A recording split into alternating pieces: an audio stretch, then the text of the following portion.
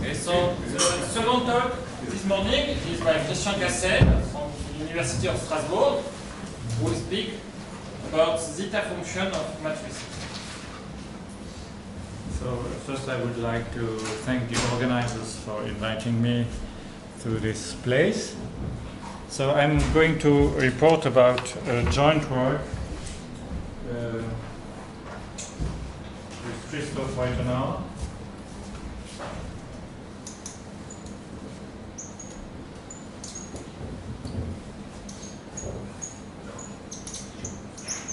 Which you can find on the archive.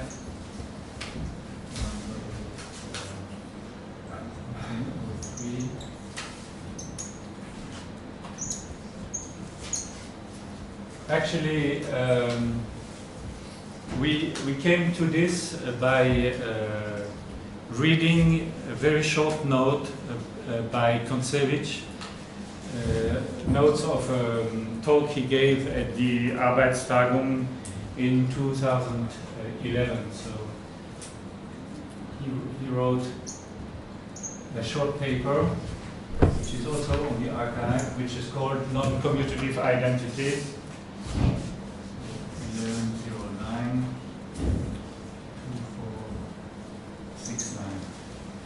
2469. And essentially, what we were interested in was in the two first pages, were certainly very concentrated in the first two pages of these notes. Then the other pages deal with some other problems. So it's a very loose text, which gives, of course, a lot of inspiration. And what we have done essentially is a slide generalization and especially spelled out all the details and the proofs. So what is about, so the title says zeta functions. Okay. So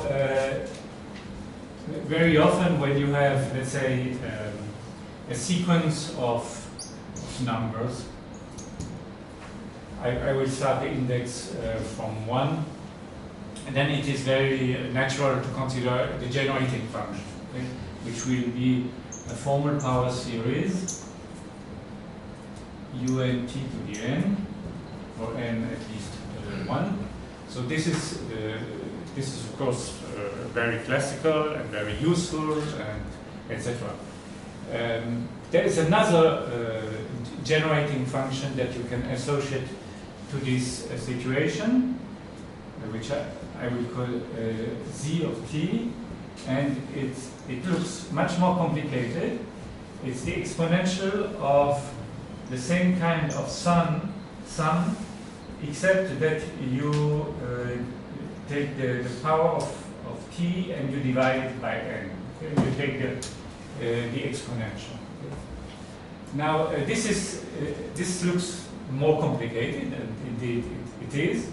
But very often, in some situation, this is more pertinent and even simpler. Okay? So I will give a few examples. Both are related by the fact that gt is just a derivative, the logarithmic derivative of z, as you can check. Okay? Meaning that it is t derivative of z over zt. Okay, so if you know zt, you know gt. Okay, and the other way around. I mean, zt is then a solution of some equation involving gt, and such that z of 0 is 1. Okay, so these are the relations. So some historical examples. One goes back to Emil Artin in 1924, where he considered algebraic curves over finite field, and then as these numbers, you can take the you look at all the points of x over the extension fq to the n of fq.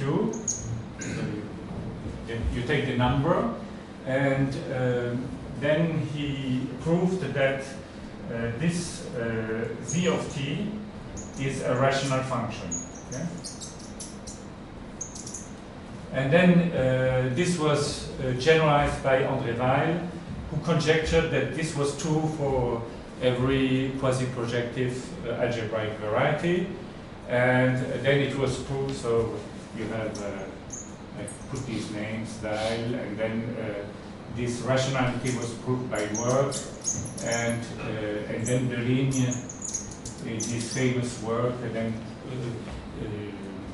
interpreted the numerator and the denominator of this rational function has something to do with étale cohomology, etc.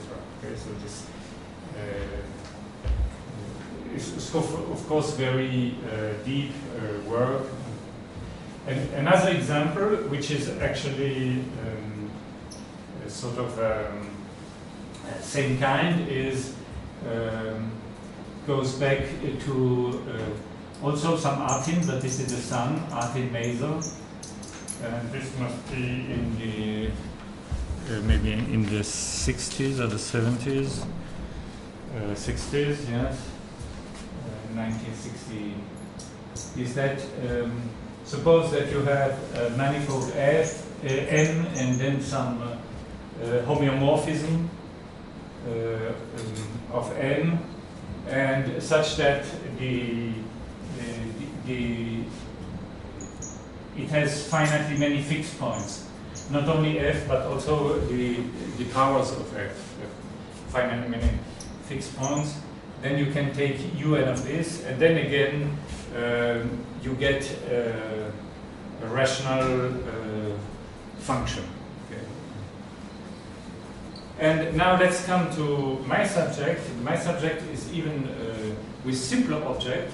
Is that you start, let's say you start with a matrix. I'm sorry, what was the assertion? That the function z is rational? Is rational, yes. Okay. So, and in this case, I think there's a paper by Milner and Thurston who proved rationality. Proved rationality.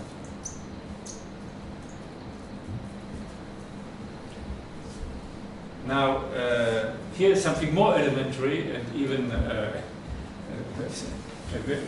much older result, is that suppose you have some matrix with entries in the commutative ring, and then you take, so let me call it Zn of t. So it's, sorry, this exponential.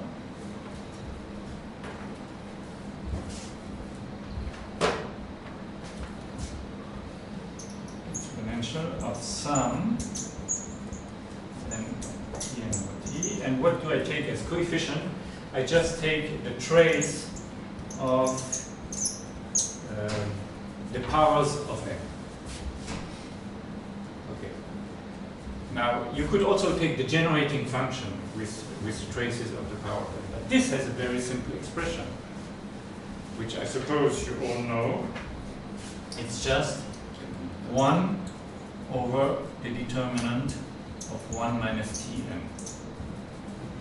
So it's the inverse of the reciprocal of the characteristic polynomial of the matrix. This is very easy to prove. You just put your matrix into triangular form, and then Okay, so this has a very simple expression, and then the corresponding generating function would be the logarithmic derivative of the determinant, but of course it is simpler to have this determinant or 1 over this determinant. Okay? So this is the kind of generating function I want to consider with matrices and taking the trace of the matrices. But now we would like to introduce some amount of non-commutativity, and to do this we will look at matrices with entries not in a commutative ring but in a group ring. Okay? So if the group of course is non-abelian, then this ring is non-commutative. So now we want to look at matrices, let's say D by D matrices in the group ring for some group G. Okay, and then of course we can't expect an expression like this, because how to make sense of determinant of a matrix over a non-commutative ring. Okay, so so the idea is to change a little bit something in here and replace. So this is this trace is just some number. It's in this commutative ring. So we will change this. Okay, we replace this by another trace. Okay? So the trace we want to consider, which I denote by tau, is the following composition. So you take the ordinary trace map, goes into CG, and then you take the coefficient of the unit element, the identity element here. Okay, this means that if you have an element here, which is of course linear combinations of element of G, with these elements being integer, you associate AE, okay, where this is identity element.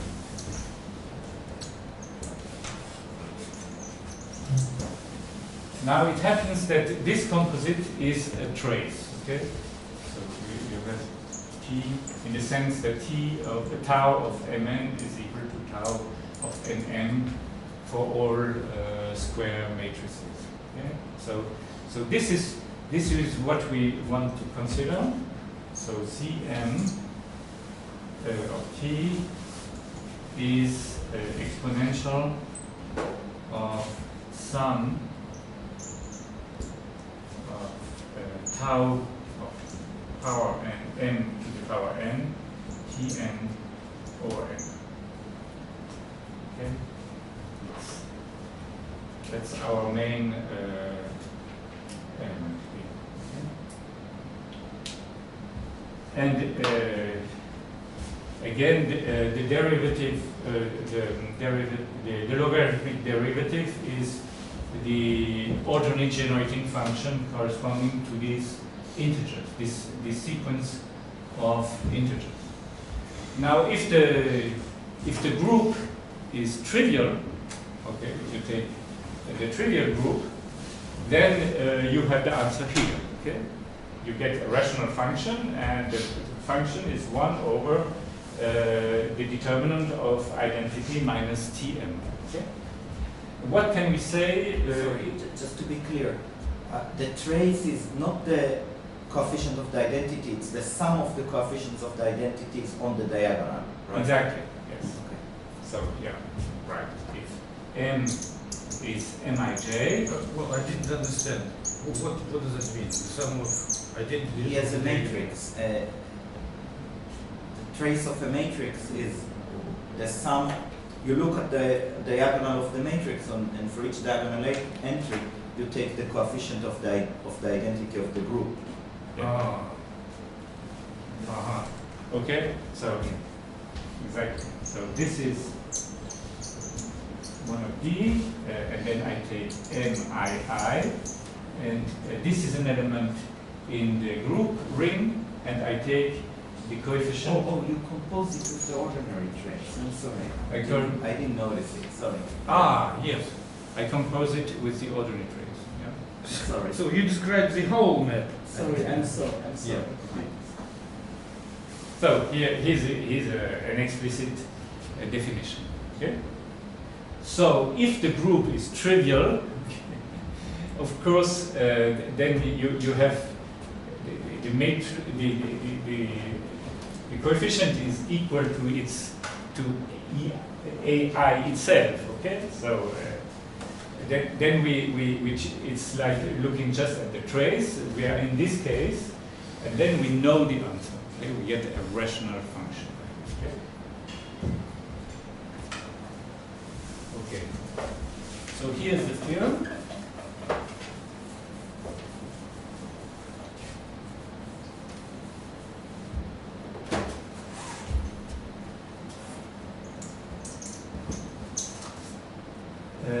If G is a free group, free non-abelian group, okay, then for any matrix M, any size, with coefficient in the group ring, this function, so this is a power series, okay, is not in general a rational function, but is an algebraic function.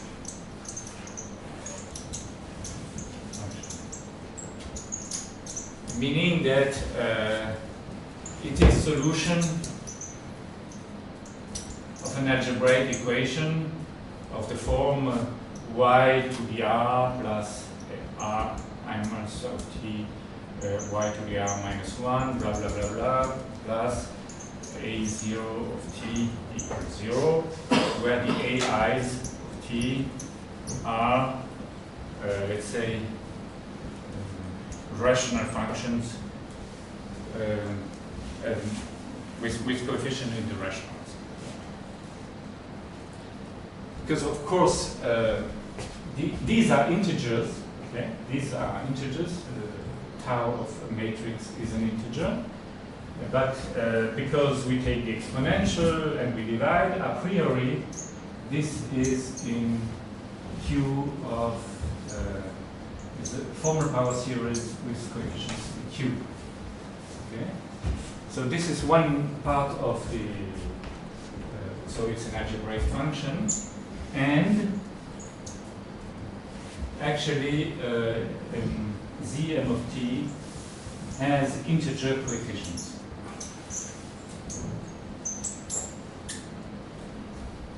So a formal power series with integer coefficients.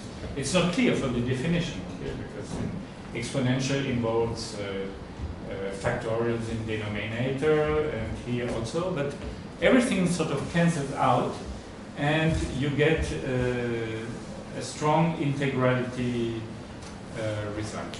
Okay?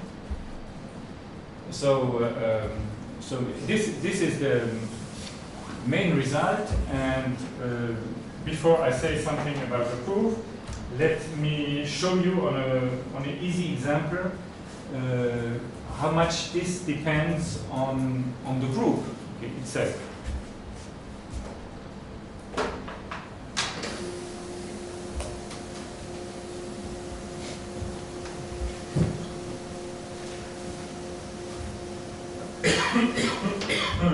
So let's take as an example the following. So a one-by-one matrix, okay, so an element of the group algebra where I take x plus x inverse plus y inverse. So this will belong to CG, where G is the free group generated by x and y. So you see that, of course, T of M itself is, there is no contribution of 1. So this is 0. Okay? And it is easy to see that the same happens for any odd power. If you take any odd power of m, then if you multiply together, you can never arrive to, you never get a contribution at the identity element. So is G an arbitrary group? G is the free group Free group. generated by x and y. Yes. Okay? But you see, if you compute m squared, for instance, okay, then you have products of pairs of these elements, then you get, for instance, x minus 1, x minus 1x, y minus 1, y minus 1, etc. Okay, it's actually the rest contributes to nothing, so that you have tau of m squared is 4. Of course, if, for instance, in m squared you have x times x. I mean, if G was Z mod 2 or something like this, you could have a contribution for the. But in M4 you have elements like you have monomials like x inverse y inverse, or you have x y inverse x inverse. Okay, all these contribute. Okay? You have also the commutator x inverse y inverse, and of course this is not equal to 1, so it does not contribute. Okay? So this goes to tau of this goes to 0. So here, suppose if I had taken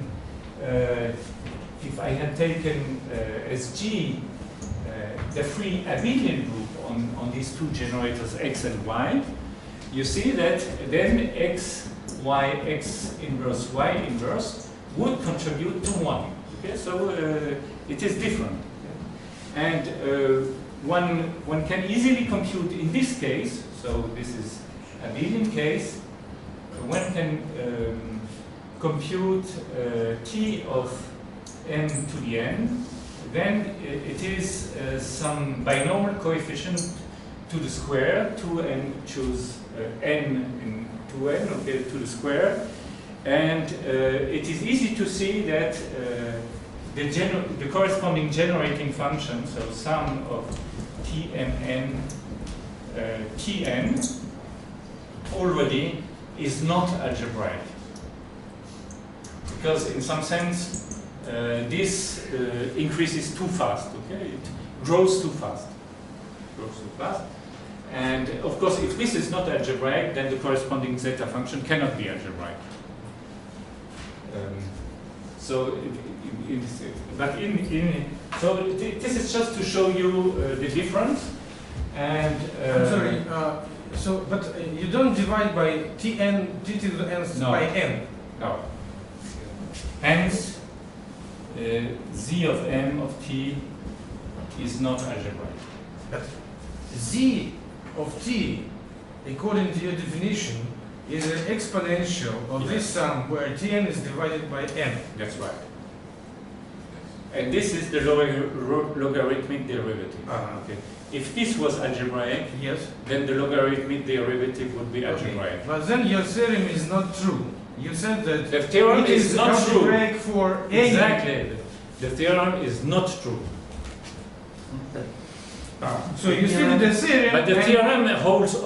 I said the theorem holds for free group. For free group. Okay. For free I see. group. Yeah. Okay. Sorry. Yes. I see. Okay. And I give you the answer here. The formula for the for this m. Okay. This very special m. Just to convince you that it is algebraic. It is algebraic.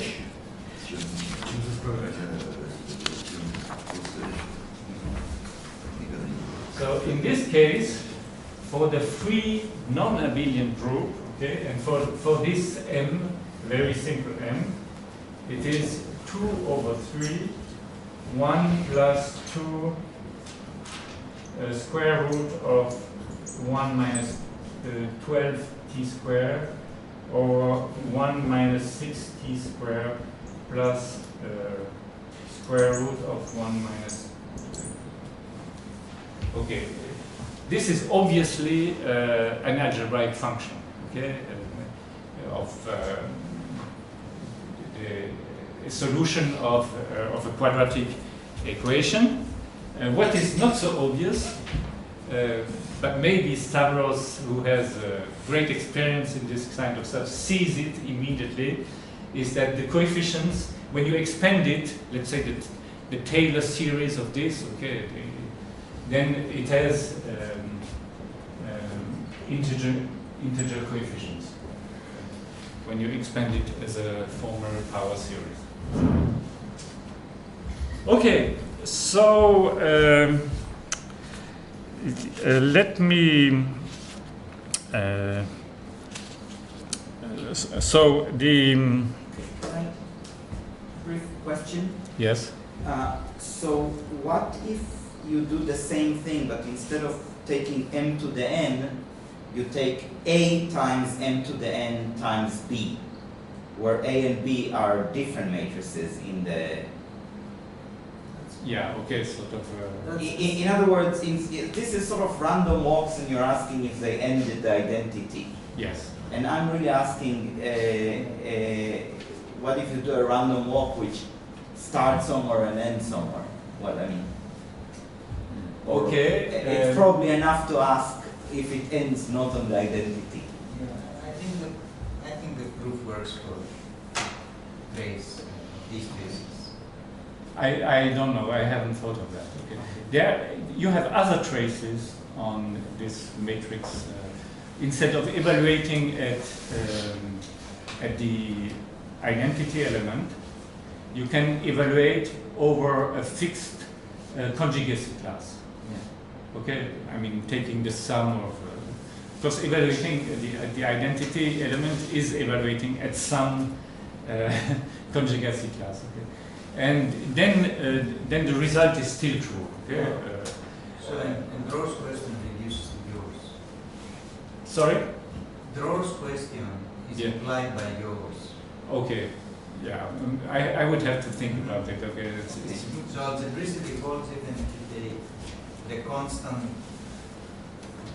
term. Well, maybe we talk about this later. So now let me tell you what is the idea of proof. Actually, this idea is already in Koncevich's short proof. Okay? So the idea is that you first of all you prove that g of n, so of t, which is this logarithmic derivative, okay. So the ordinary generating function. First, you prove that this is algebraic. Okay. And then you use a trick. To conclude for z n. Okay. Of course, it is not always true that if the logarithmic derivative is algebraic, then the function itself is algebraic. Just think of the ordinary exponential. Its logarithmic derivative is a constant, which is more than algebraic, okay? And still. So I will talk about this later. So actually it turned out that the algebraicity of this Gn of t has been already considered by a lot of people, including Stavros, in a paper with Belissa, but it had also been done by Voiculescu using free probability, by Sauer, people like this, okay? Because the ordinary generating function is important when you consider certain L2 invariants of manifolds. It comes up, this kind of technique comes up. And then the algebraicity had been proved. So I won't say much, except that, and then all the people,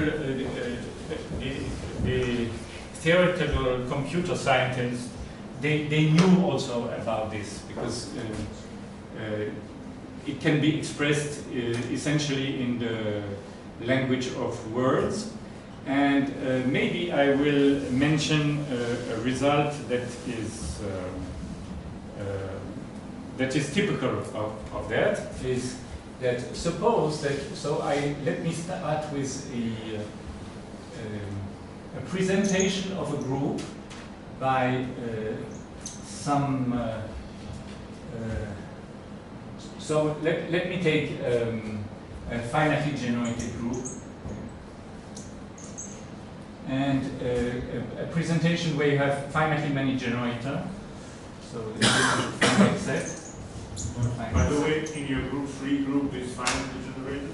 It doesn't matter. It doesn't matter because, of course, I mean, you have finitely many entries, and so you have only finitely many variables that can. So it is true for non-finitely generated free groups. And I suppose, so the classical notation is that this is the A star is the free monoid. So this is free monoid on the alphabet A. Okay? And we suppose that this is surjective. So it just says that you take a finite set of generators which includes also the inverse of each generator. Like I had x inverse, y inverse. Okay, and then you can look at the following formal non-commutative formal power series, which is the sum of all words in this alphabet A. So the sum of all words representing one, okay, representing the element E in G.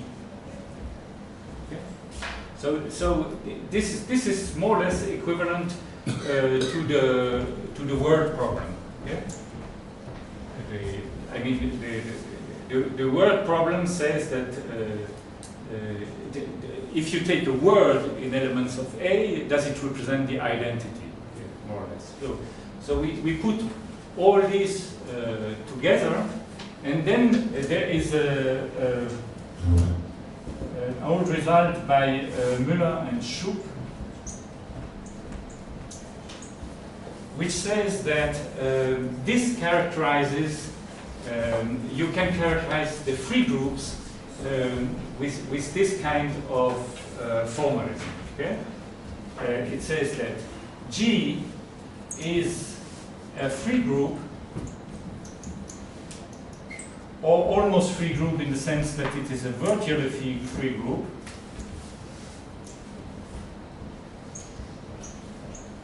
Virtually free group means that you have a finite, if you have a subgroup of finite index which is free, for instance, PSL2Z or SL2Z, it has a free finite subgroup of finite index, and if and only if S of G is an algebraic,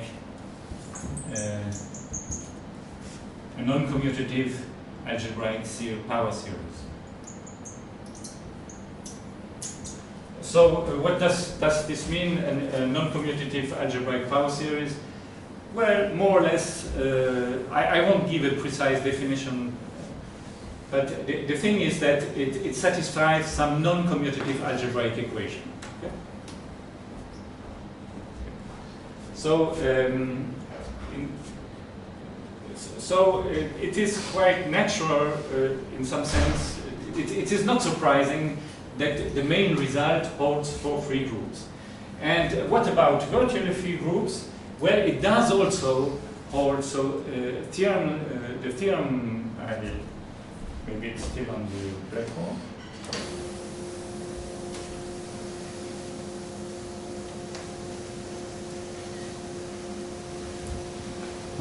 Yes, it is still. So this part here also holds for virtually free groups. But not the integrality condition. Okay? So actually, to prove it for virtually free groups, you prove it first for free groups, and then there is a trick to reduce from virtually free groups to free groups. But of course, this is lost in the integrality condition.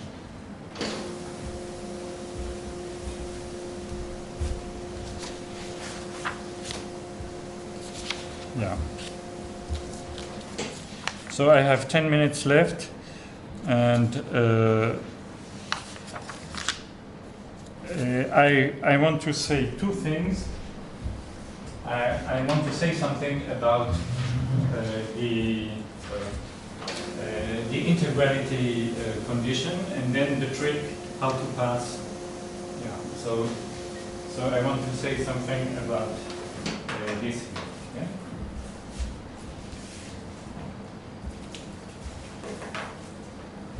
So let us introduce some general formalism.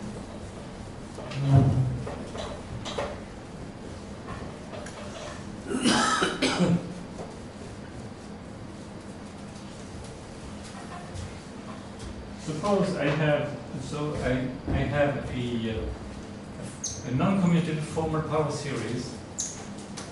So if there are some words in some alphabet, okay, and then some coefficients, which I will denote by SW. So this is the coefficient of S in front of W. Okay? So this is a formal, non-commutative formal power series. And so let me put, so from this you can associate an element epsilon of S, okay, which is the following. So epsilon is the map from the Z of A. So this is the ring of non-commutative formal power series in the alphabet A to Z of T. And what you do is that whenever you have an element in A, you associate T. Okay? So if I do this here, if I apply epsilon of S, you see that I have the following formal power series. It's the sum of all words of length n, S of W.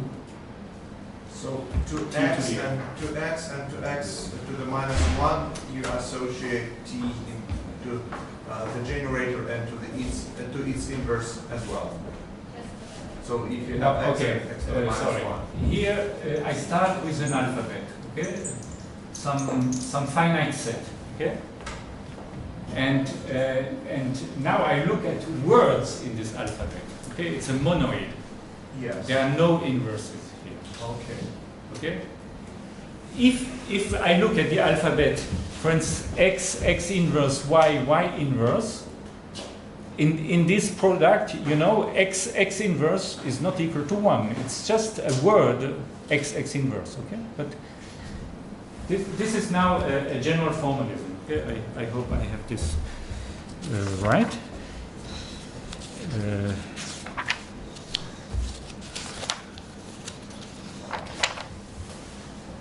Yeah. So this is so epsilon of S is this formal power series in T. The coefficient of T to the n is the sum of all coefficients in S corresponding to words of length n. Okay, this is word of length n is well defined. Okay, and there are finitely many because my alphabet is finite. Okay? And then so I will call this G of S to be sort of consistent with G of S, and then I can consider also Z of S, and this is the exponential of so the same kind of stuff, sum of length of W equals n, S of W, and then I take Tn over n, which is up there in Q of T. And again, G of S is the logarithmic derivative of Z of S. Okay, so this is a general formalism. Okay. Now I will give you a condition on S which will involve that Z of S has integer coefficients. Okay. And this is the following.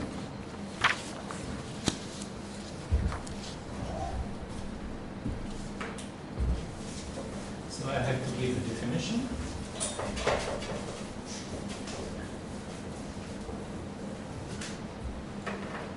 Definition is the following. We say that S is cyclic if the following two conditions hold.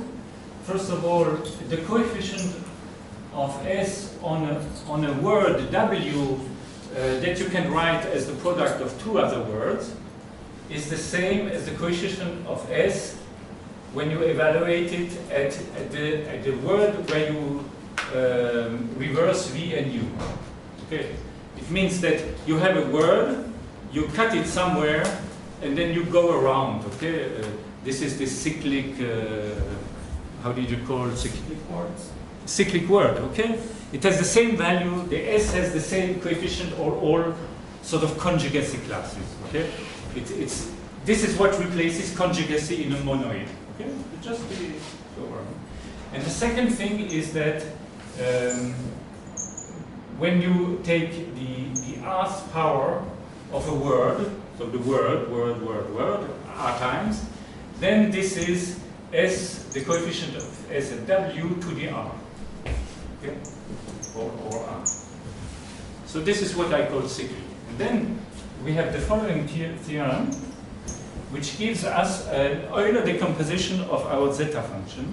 Okay, then this zeta function is an infinite product of 1 over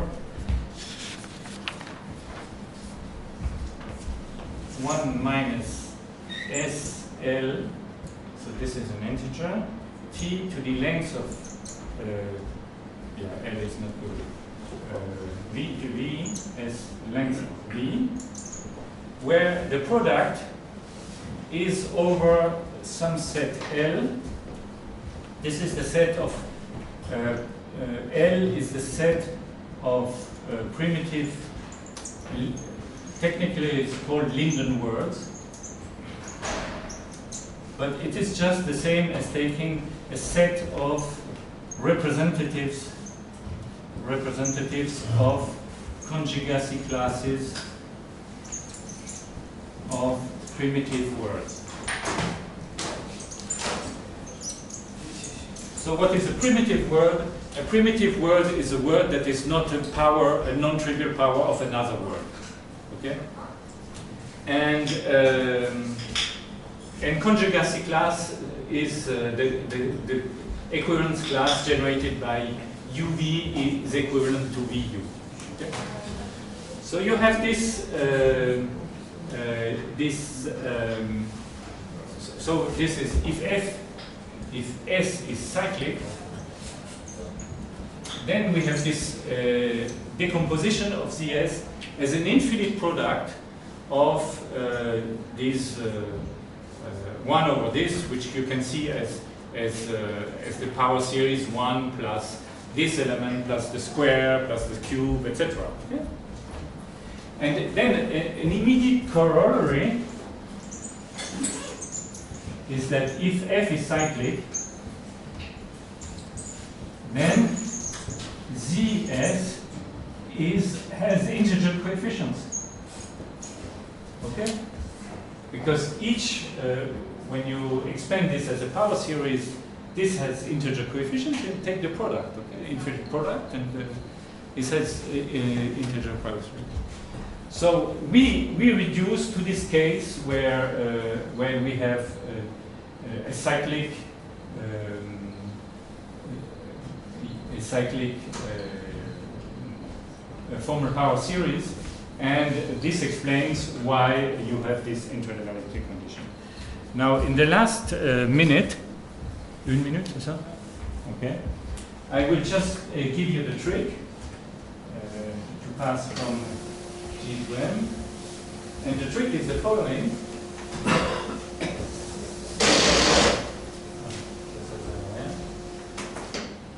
See?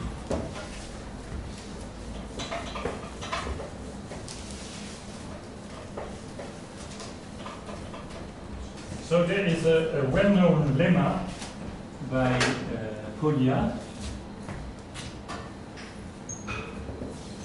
which says that if Z of T is a formal power series with coefficients with the integers, okay, integral coefficient, and if so G of T, which is the logarithmic derivative of Z dt, is rational, then Z of T is rational. Of course, as I said earlier, it's very important to have a hold on the coefficients, okay? Because otherwise you think of the exponential, it would not be true. Okay? And what we need is a slight generalization. So this is a classical result, is that where you replace this by algebraic, and the conclusion is algebraic. And the surprising thing is that many people many specialists of ordinary differential equations, because I mean, Z satisfies, of course, the equation y prime over y is equal to G of T over T. Okay? Many specialists of linear differential equations did not know this result. Okay? They were not, so I don't know of any sort of elementary proof of this result. The only proof I know goes through a special case of there's a general Grothendieck-Katz conjecture about systems of linear differential equation, and many people have tried to prove this conjecture, and some special cases have been proved. Okay? And one special case is enough to imply this result. So this uses result by, there are several approaches to this solution of the of this Grothendieck-Katz conjecture. There were the brothers Trudnowski. There is also Yves André, and the most general formulation is by Jean-Benoît Bost in his work on algebraic foliations using Arakelov theory. So if anybody in this audience can come up with a simple proof of this result, it would be fine. Okay, this is then how, this is the trick. Okay, thank you.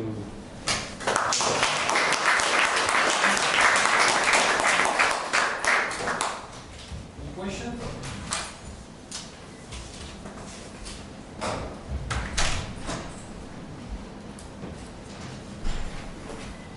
So the chance speaker again.